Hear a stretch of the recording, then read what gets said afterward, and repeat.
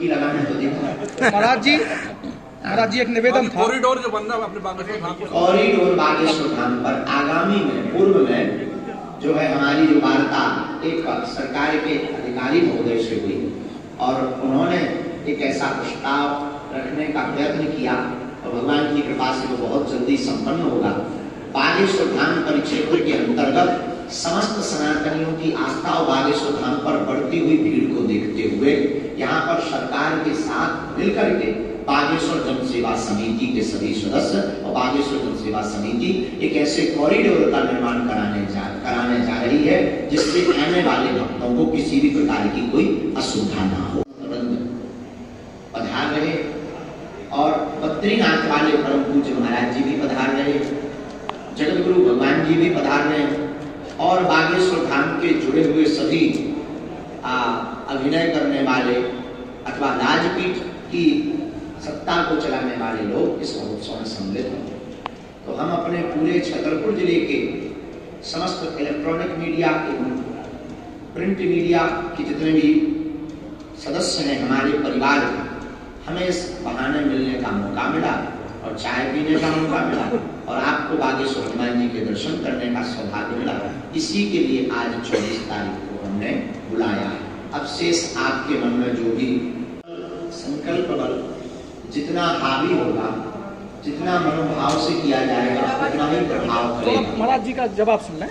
कालांतर में आपका जो स्वभाव है उसको निश्चित रूप से किया जाएगा, लेकिन किसी भी प्रकार की परिस्थिति को, प्रकृति के नियम को हम आप रोक नहीं सकते। सावधान करके और भगवत प्रार्थना करके सजग किया जा सकता है। आपकी अपील का काफी प्रभाव पड़ेगा। प्रार्थना की जा सकती है, आपकी अपील का ही प्रभाव पड़ेगा। के माध्यम से हम यही प्रार्थना करेंगे, कृपा करके इतनी स्पीड में आप चलें ताकि आपके घर के बच्चे आपका मुंह ज्यों का त्यों देख पाए।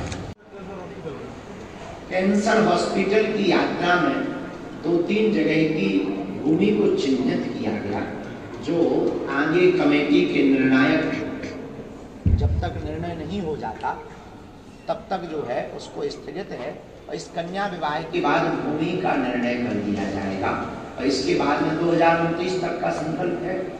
तो 2029 तक के संकल्प में हम स्वयं सेवक संघ के कार्य सेवकों ने जो बैक स्क्रीन में कार्य किया और बहुत जमीनी स्तर से जगाने का कार्य किया, उसके लिए निश्चित रूप से यह भारत के समस्त राम भक्त ऋणी रहेंगे।